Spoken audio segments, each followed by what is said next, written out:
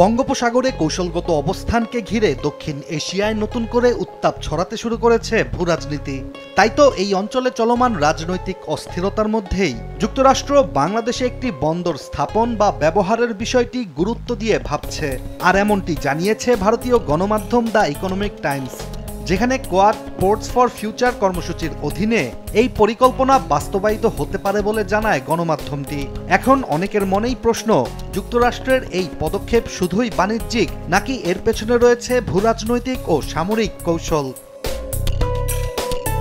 The economic টাইমসের প্রতিবেদন অনুযায়ী যুক্তরাষ্ট্রের মূল লক্ষ্য বঙ্গোপসাগরে নিজেদের উপস্থিতি আরও দৃঢ় করা, যেখানে চীনের ক্রমবর্ধমান প্রভাব এখন ওয়াশিংটনের কৌশলগত মাথাব্যথার কারণ। কেননা চীন এরই মধ্যে শ্রীলঙ্কার হাম্বানটোটায় এবং পাকিস্তানের গোয়াদার বন্দরে বিপুল বিনিয়োগ করেছে। ফলে বাংলাদেশের মতো কৌশলগত অবস্থানে থাকা একটি দেশে চীনের সেই প্রভাবকে কিছুটা হলেও ভারসাম্যপূর্ণ করতে পারে বলে মনে করছেন বিশ্লেষকরা। ইকোনমিক টাইমসের প্রতিবেদনে আরও বলা হয়, এই পরিকল্পনা বাস্তবায়নে প্রয়োজনীয় স্টেক হোল্ডারদের সাথে ঢাকায় চলতি সপ্তাহেই যুক্তরাষ্ট্রের প্রতিনিধি দলের প্রাথমিক বৈঠক হয়েছে।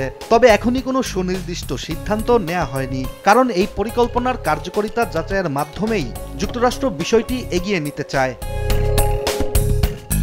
বাংলাদেশে বন্দর স্থাপন বা নিয়ন্ত্রণ নিলে যুক্তরাষ্ট্র তা কোয়াড পোর্টস ফর ফিউচার কর্মসূচির আওতায় বাস্তবায়ন করে থাকবে। এক্ষেত্রে অনেকের মনেই প্রশ্ন, কোয়াড পোর্টস ফর ফিউচার আসলে কি?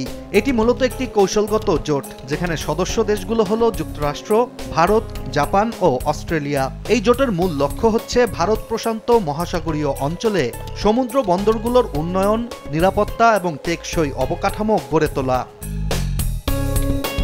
এদিকে যুক্তরাষ্ট্রের এই উদ্যোগ কোয়াডের আওতায় হলেও বাংলাদেশে এখন পর্যন্ত ভারতের কোনো সক্রিয় ভূমিকা নেই। ফলে দক্ষিণ এশিয়ায় যুক্তরাষ্ট্র ও চীনের মধ্যে প্রতিযোগিতার মাঝখানে ভারতে কূটনৈতিক চাপ তৈরি হতে পারে। বিশেষজ্ঞদের ধারণা, যুক্তরাষ্ট্রের এমন পদক্ষেপ ভারতের কৌশলগত পরিধিকেও চ্যালেঞ্জের মুখে ফেলতে পারে, বিশেষ করে যদি এই অঞ্চলে যুক্তরাষ্ট্র এককভাবে সক্রিয় হয়ে ওঠে।